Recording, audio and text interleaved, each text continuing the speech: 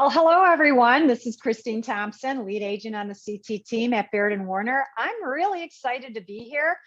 A month seems so long, yet goes so fast. And I'm just thrilled to share with you everything that's happening on the market. And I'm using Naperville as the guinea pig. I don't know if you've watched these shows before. If not, you missed out. But you know what? Don't worry about it. I'm going to show you what I talked about last month. And we're going to compare last month's activity in Naperville to this month's. So I'm going to just get started and screen share. So that way you can see all of my lovely, exciting visuals. And let's see if I can just get this going here. There we are. Okay.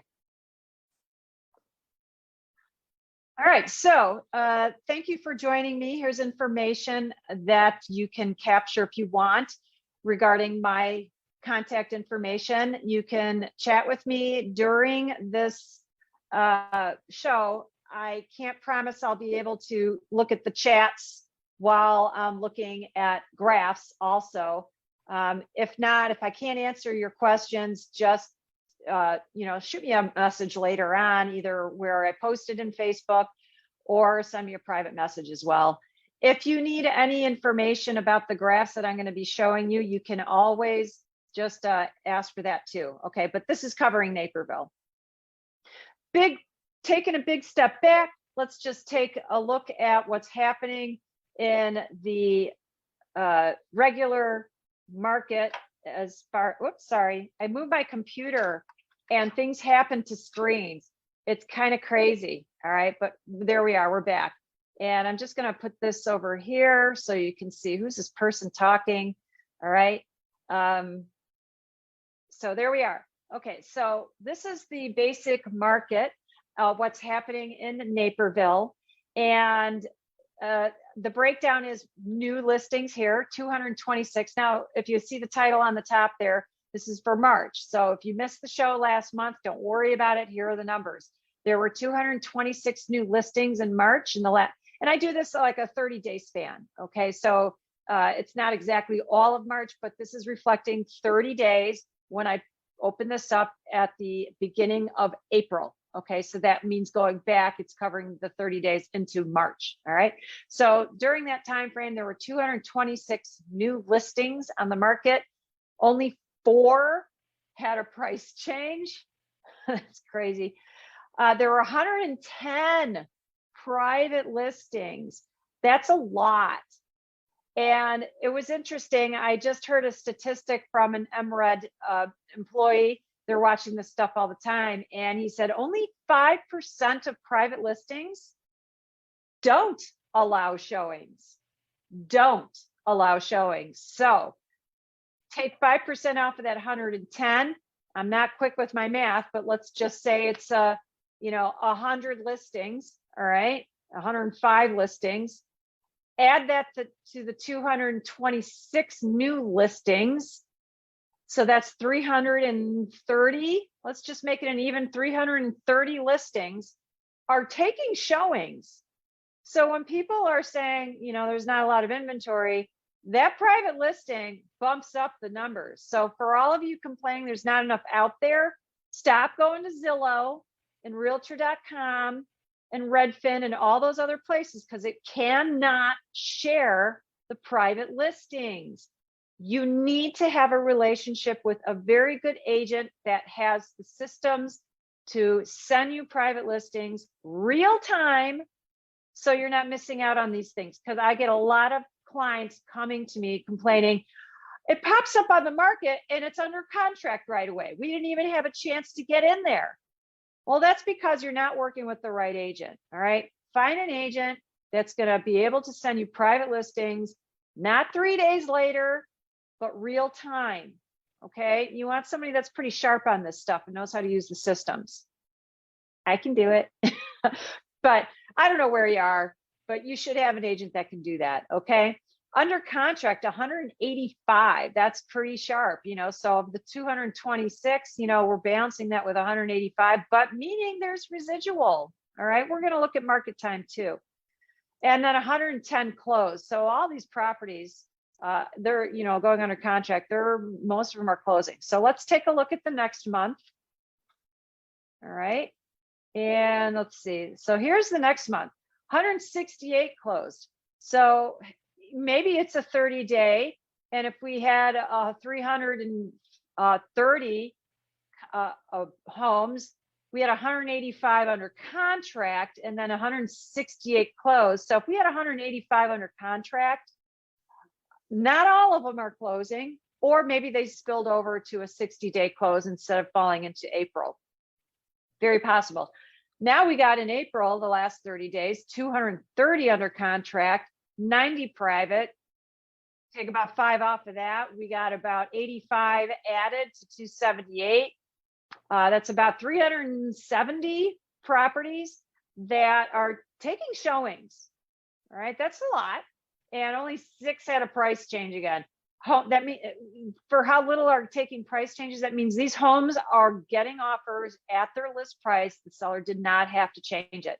So for you few stragglers out there, you sellers that are changing your price, shame on you for getting a little too greedy, putting your price way too high.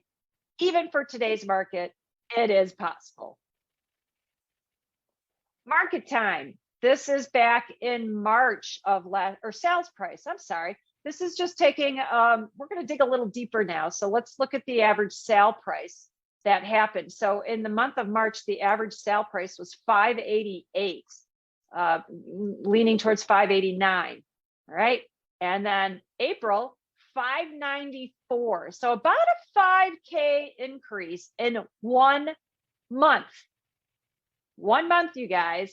If that held true for the whole year, that's 60K difference from beginning to end of year. Holy smokes. You really got to pay attention to these numbers, you guys. So when you're going on there as a buyer, you got to be thinking about how much more would I have to pay next month if I didn't fight for this property today? Now that 595 number you're seeing there, that's not the list price. Okay, the list price. Let's see, what was average list price? Oops, I'm sorry. Let's get back to presentation mode here. So sorry about that. If we get back to average, sorry, I got to get rid of these. I'm going to get rid of those and we're back to that. Okay, so if we go back, okay, I know what I'm doing. I'm clicking on the live graphs. So if we go back to average sale price in April, 594, right? Or 588 up 5. I'm losing my track. Sorry, that all distracted me. So welcome to my real world, people. All right, so average market time for March was 37 days. The average time in April, 33 days. Market's moving faster, okay? Buyers are getting more educated, I guess, and they're moving faster on these homes when they do activate. So you can't fall asleep here at the wheel.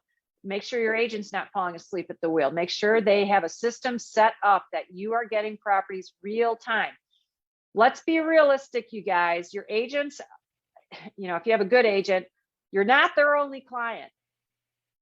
All right, you're not their only client, and it's really hard to be on top of all of this for their clients. So they set up systems so you're going to get it real time, and you really got to pay attention to that. They might be in a meeting or maybe doing a show that they can't watch it 24/7 when a listing hits. So make sure you got good criteria set up with your agent. You have good communication, so that way all the right properties are being sent to you and you're going to hear about it right away. And you just got to keep that phone next to you all day long. So if something hits, just shoot a quick text to your agent and say, hot one, check it out, get me in, okay? And they will do that. We're kind of like doctors on call delivering babies here, all right? So when a house hits the market, we don't have a choice on timing. We have to drop everything, go take you out, show you home. That's a dedicated agent will make that happen for you, okay? So that way you're not missing out on anything. But anyways, homes are moving fast. Every month they're moving even faster. Back to the screen. All right. So next one, this is showing how average number of showings per home per weekend. This is pulled from the showing time desk. That is pretty much used by all brokerages to schedule showings. So it is able to track and record all showings. Is it showing absolutely every listing showings? No, but probably 90 or 95% of all the listings that are out there, they're being recorded, and we're seeing how many showings there are.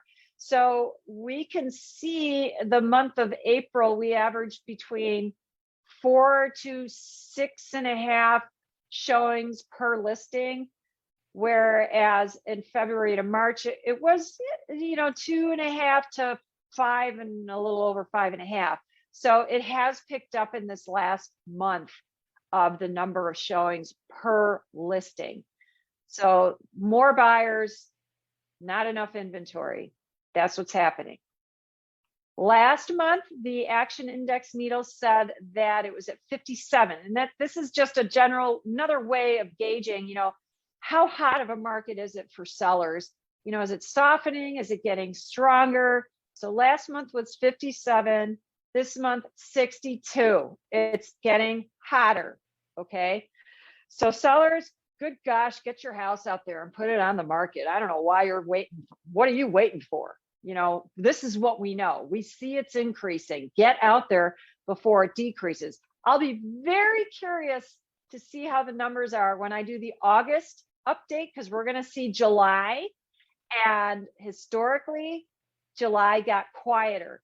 I'll be interested to see if that happens this year. I don't know. That's why I like to do this monthly update, so we can see. But I'm going to predict, and you can hold me to it, I'm going to predict July is going to get slower. How much? I don't think it's going to be dramatically slower, like cricket's dead, nothing's happening. But I don't think you're going to see the 62 number in July. We'll see. Interest rates. This is a fun topic. Oh my gosh. So interest rates, yeah, we've been warned. Numbers are going to go up, and let's find out. So here's April. April numbers, 4.93. I mean, we all knew numbers were at 3% end of last year, even November. I had a client close in January and they locked a rate in November. They were at 2.75. Look at the numbers now, 4.93 for the APR number and FHA 4.98. Oh, wow. Now let's look at the today's. This is what I pulled up today. I know I shouldn't be laughing. It's not good. It's not good. 5.47 for conventional, almost 5.6 for FHA. So we went up from, let's say, 4.93 to 5.4, about a half a point.